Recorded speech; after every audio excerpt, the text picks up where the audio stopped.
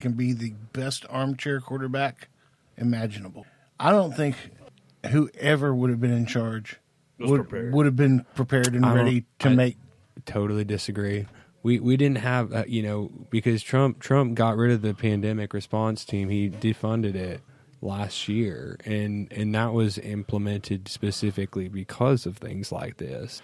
To have a prepared plan of just in case, and there was nothing. There was nothing to rely on or back up on.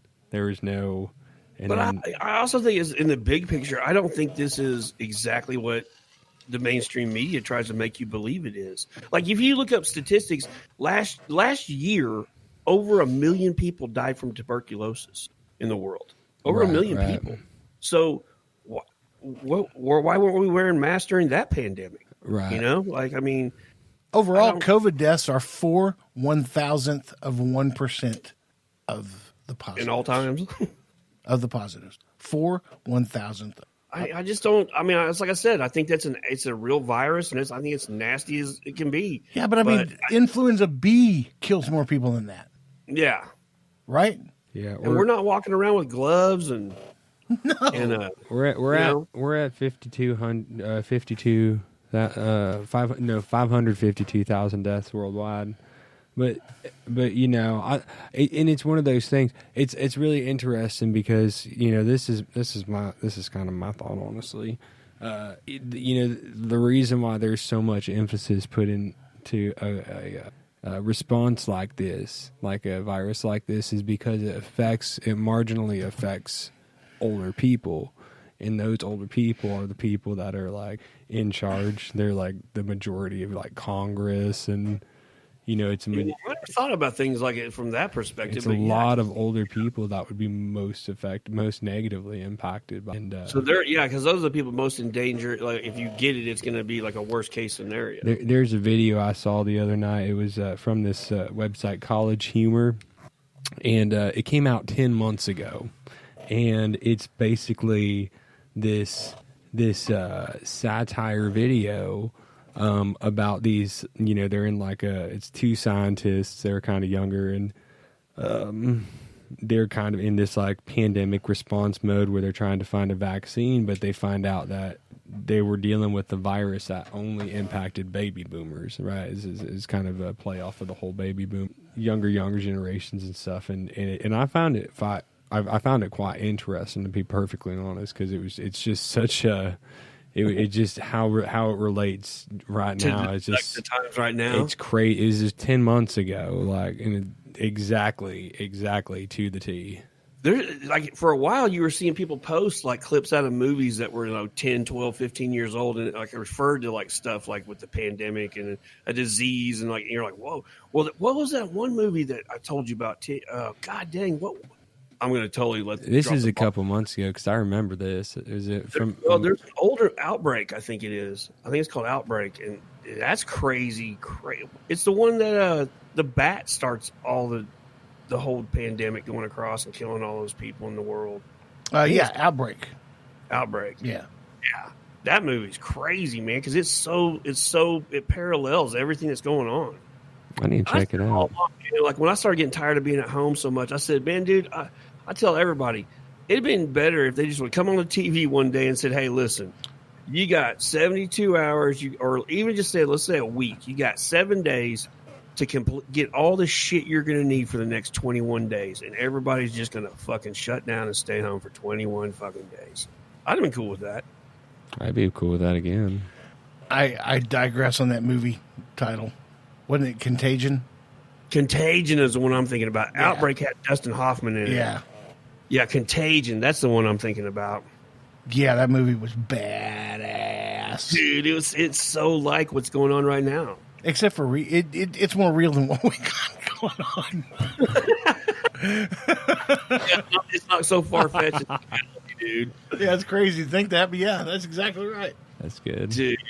And you watch social media. It's still affecting people, dude. I mean, you still see people posting about, they're bored, they're this and that, or these people that post, that start posting I'm not doing good. Stop posting all that and just call somebody, man. I don't. It's starting to really just drag people down into this negative mindset, and I don't know what we're going to do if they lock us back down. I mean, we have no choice but to just deal with it. I mean, I guess. Just do it good this time. You know what I mean? Just everybody just go home and stay. Dude, I saved home. I saved a chunk of money For sure. A ton on COVID. Oh, yeah. Yeah, it didn't hurt everybody. Like, you know? You just go to a financial planner, and they're just like, all right, well, let's see what we got here. We're going to give you we're going to recommend the COVID treatment.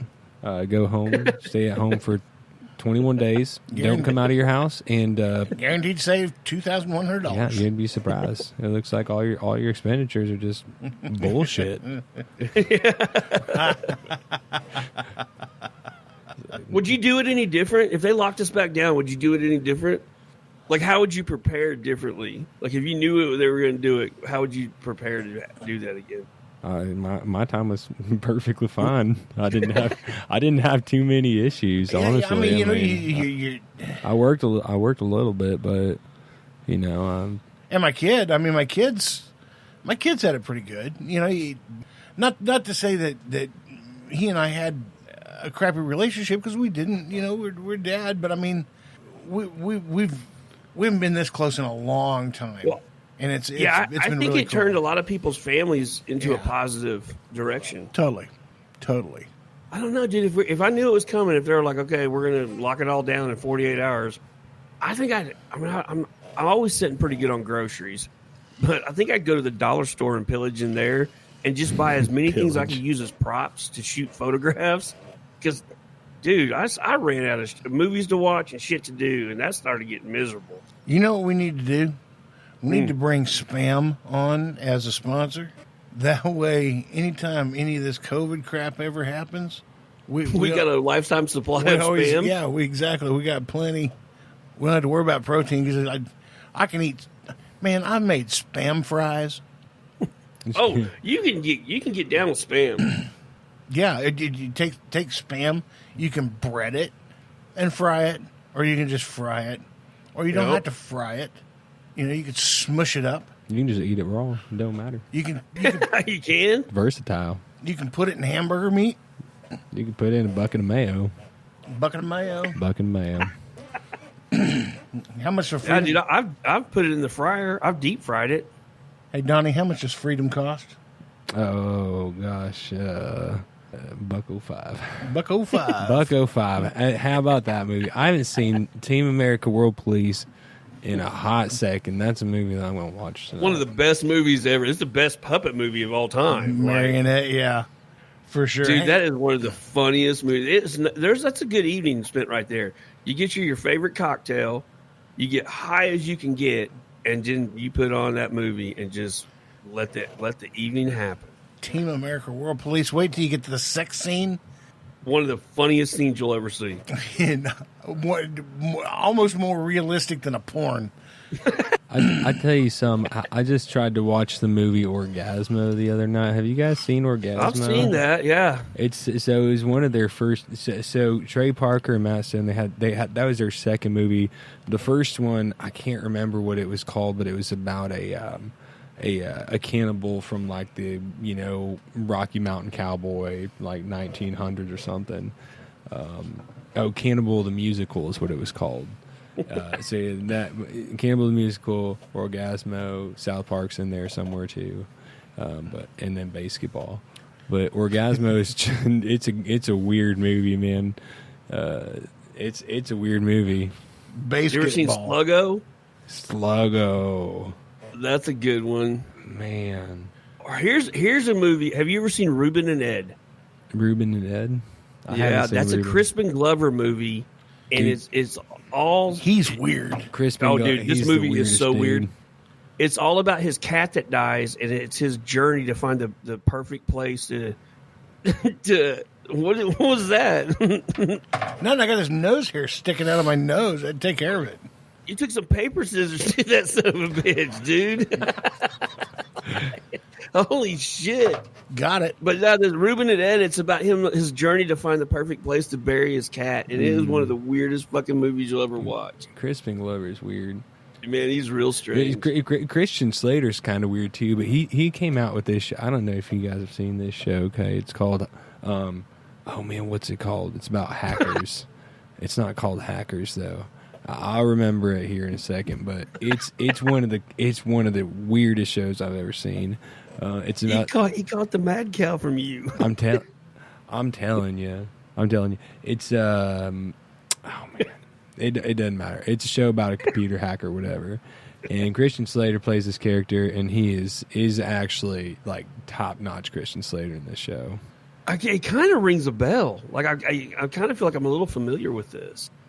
Yeah, I'm doing a lookup on it now. When Donnie's Mr. Robot. Mr. It's called Robot. Mr. Robot. Man, that show. I feel like I've seen that. Dude, it is a great show. I have to say, it is. It is easy to get into, and it is intense. Why'd you watch Orgasmo? It came on Netflix, and I thought, well, I haven't seen this movie in a while. And the premise of it is this Mormon guy. He's knocking on doors in L.A. or something, and then he goes up to the door, knocks on it, and he goes in. It's a porn shoot, and he just somehow kind of gets finagled into playing this porn superhero called Orgasmo. And then that's the movie. That's pretty much it. It's not very good, I tell you. I won a lot of Academy Awards. Like Now, basketball, I could get into basketball. Basketball is a good one. That one holds up pretty good too. I seen that movie. I saw that movie recently, and that one holds up good. Trey Parker's awesome. Those guys at South Park are completely awesome. Did you see Trey Parker's not gonna do Mr. Hanky anymore? He said, hang on, I gotta look this up and give it to you verbatim. Hello, caller.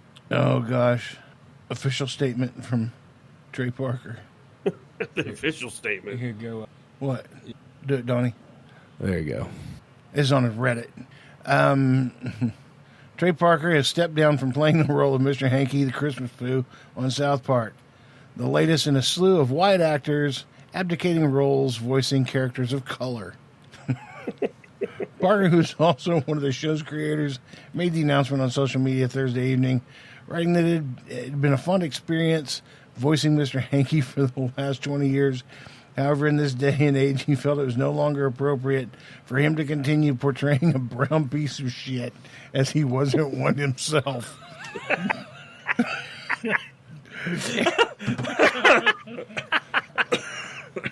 So eloquently put. That's amazing. Can you? Oh, that's one of the funniest things I'd read. That's why I had to go to it.